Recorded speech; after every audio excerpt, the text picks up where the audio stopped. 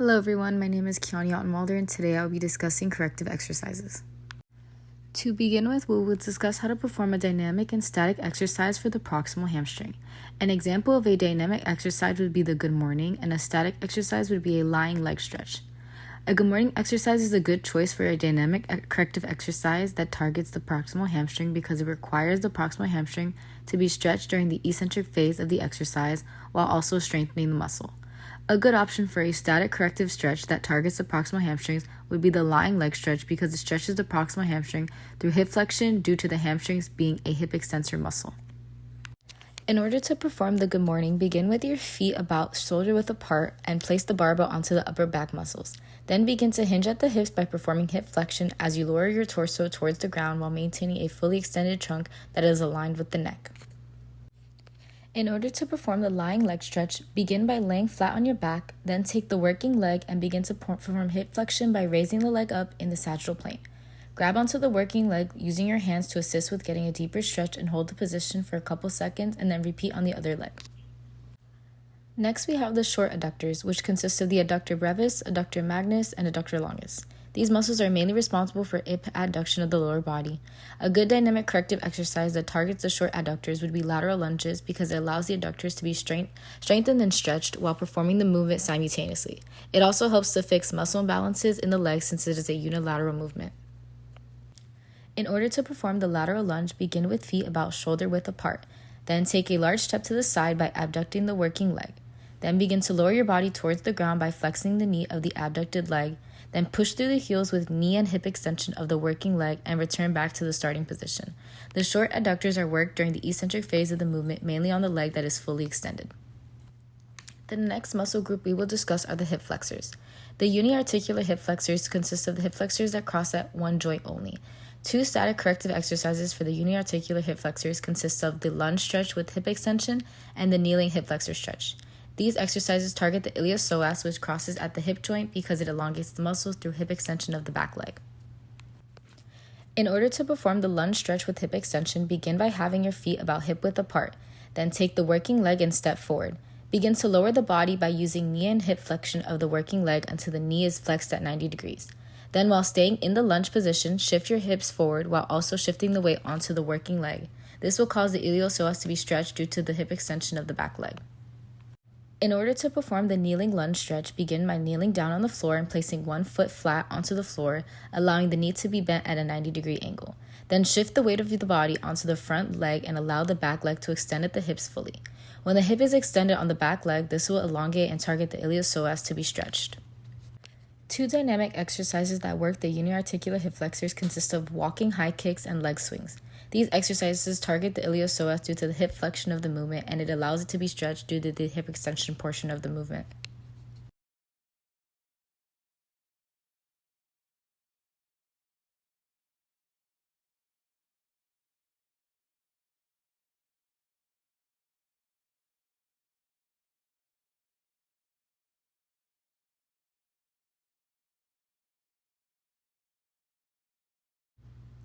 In order to perform the leg swings, begin with your feet about hip width apart and use a support to assist with balance.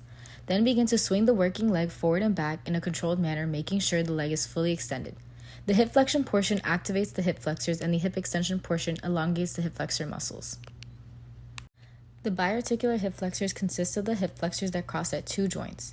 Two static stretches that target the biarticular hip flexors consist of the lying rectus femoris stretch and the rectus femoris lunge stretch. These stretches target the hip flexors due to the hip extension and knee extension of the movement. Dynamic exercises that would target the biarticular hip flexors would consist of standing knee raises and high knees. The hip flexion and knee flexion of these movements activate the biarticular hip flexors since they cross at both the hip and the knee. In order to perform the lying rectus femoris stretch, begin by lying down on your stomach with your legs fully extended. Then begin to flex the working leg's knee towards your glute muscles. Use your hand to assist with the motion of the knee flexion and repeat the movement on the other leg. The hip flexor is being stretched through the hip being extended and the knee being flexed. In order to perform the rectus femoris lunge stretch, begin by getting into lunge position with the back leg's knee on the floor. Then shift your weight towards the front leg and push your hips forward to perform hip extension on the back leg. Then using your hand, grab the back leg's foot and pull the foot towards your gluteus maximus using knee flexion. This will target and stretch the biarticular hip flexors through the hip extension and knee flexion of the back leg. In order to perform the standing knee raises, begin by having your feet about hip width apart, then begin to raise the working leg up to your chest using hip flexion and knee flexion. Return back to the starting position by extending the hips and the knee and repeat the process on the other leg. This exercise targets the biarticular hip flexor muscles through hip flexion and knee flexion. In order to perform high knees, begin by having your feet hip width apart and begin to bring your working leg up to your chest through hip flexion and knee flexion. Then simultaneously jump and switch to the other leg and repeat this motion while maintaining balance and stability. This exercise targets the biarticular hip flexion muscles through hip flexion and knee flexion. The next muscle group we will look at is the triceps surae. The triceps surae consists of the gastrocnemius and the soleus. These muscles are responsible for dorsiflexion and plantar flexion of the ankle. Two dynamic exercises that target the triceps surae consist of calf raises and jump ropes. In order to perform calf raises, begin by standing with feet about hip width apart. Then adjust the calf raise machine to match your height. Then begin to rise up and down by pushing on the balls of your feet to perform dorsiflexion and plantar flexion. The dorsiflexion and plantar flexion of the movement will begin to target the triceps surae. In order to perform jump ropes, begin by holding the handles in both hands while having your feet together. Then swing the rope around your body in a circular motion and begin to jump over the rope as it comes down by pushing on the balls of your feet to perform dorsiflexion and plantar flexion. The triceps surae are being targeted through the dorsiflexion and plantar flexion required to jump over the rope. The next muscle group we will be looking at is the uniarticular hip extensors. Uniarticular hip extensors are muscles that only cross the hip joint. Two dynamic exercises that target the hip extensors consist of hip thrust and kettlebell swings. The reason why these movements target the hip extensors is because they require hip extension. In order to perform a hip thrust, begin by sitting against the bench with your shoulder blades resting on the edge of the bench and feet flat on the floor, about hip width apart. Then using a barbell or dumbbell, place the weight onto your hips and thrust the weight up using hip extension in a slow and controlled manner. Then lower the weight back down using hip flexion and repeat the movements.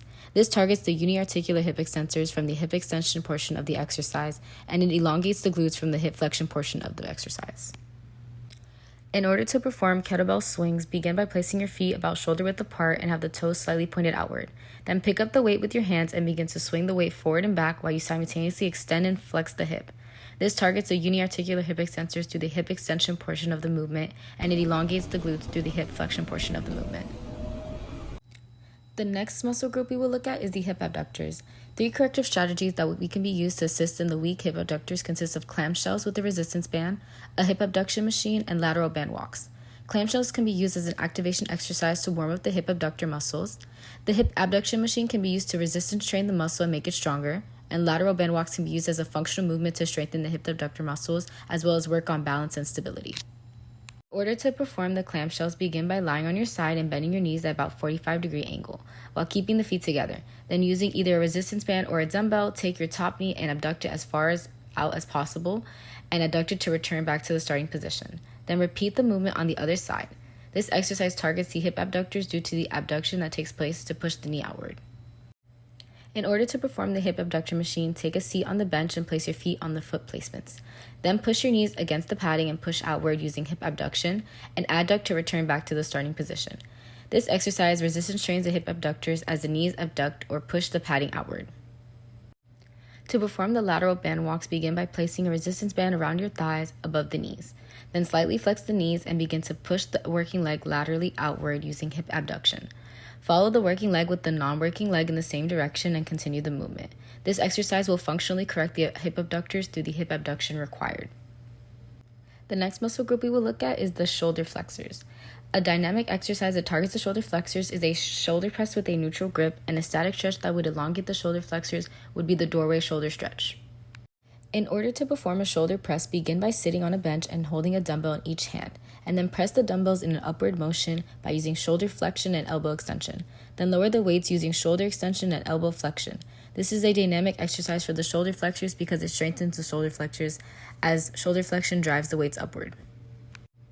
In order to perform the doorway stretch, stand facing toward the doorway, holding up your arms and bend your elbows at 90 degrees against the door frame. Then lean forward to allow for the shoulder extension to occur.